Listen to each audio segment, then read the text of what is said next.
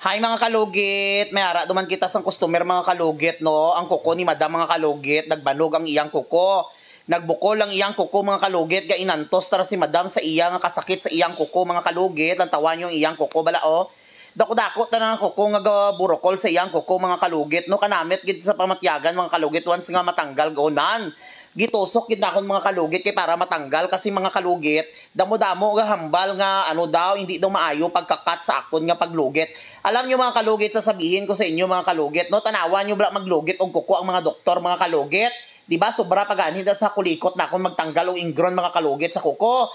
Ako mga kalugit grabe ko mag-overcut lalo na ang kuko sang customer mga kalugit nga nagabanog-banog ang mga kuko sa customer mga kalugit. Hindi ako basta-basta mag-overcut mga kalugit lalo na ini mga kalugit tanawan nyo kung hindi ko tanang ikat na mga kalugit magbaranog yapon ang kuko sang customer naton.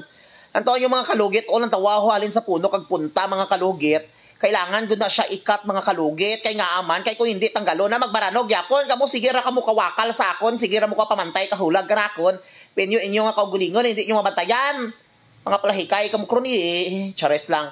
So amo nang maghambal ko gani sa inyong mga kalugit, kung magtanaw lang gid kamo, tanaw lang gid kamo, kung hindi kamo magtanaw, pagharalin kamo sa akon no.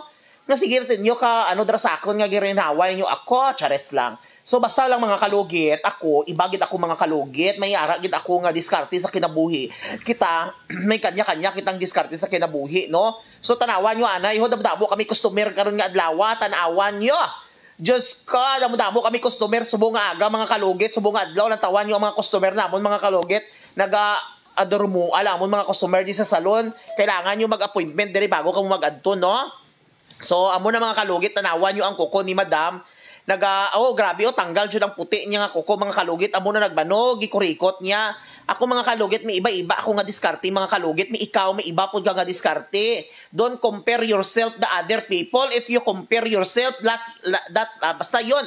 Alam nyo naman, kung mahilig kayo mag-compare mga kalugit, huwag nyo i-compare yung sarili nyo sa ibang tao kasi iba-iba tayo. Ako si Sherwin, yan si Kurikong. Di ba? Kasi alam nyo mga kalugit, kung once nga sige ka mo compare sa iban nga gapang lugit o kuko, iba-ibang diskarte, iba po ang diskarte niya, iba din ang diskarte ko. Don't compare, no? Kasi alam nyo mga kalugit, kung mahilig kayo mag-compare, pati yung sarili mo, gina-compare po mo na sa mga tao. Alam nyo mga kalugit, ako nga tao mga kalugit, ako yung tipong tao na walang problema. Kasi alam nyo mga kalugit, mabait akong tao, lalo na pumupunta dito yung mga customer ko sa aking salon, friendly talaga ako mga kalugit, no?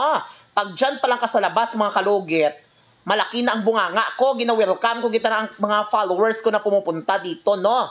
Basta ako mga kalugit, ayan, hindi talaga ako mga kalugit, basta-basta kasi alam nyo mga kalugit, ako, bata pa lang ako mga kalugit, 16 years old, nagalugit na kong kuko.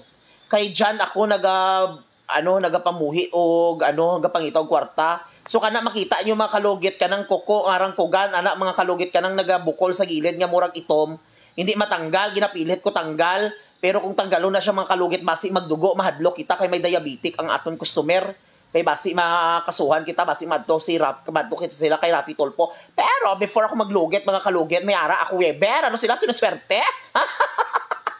So ayun mga kalugit no.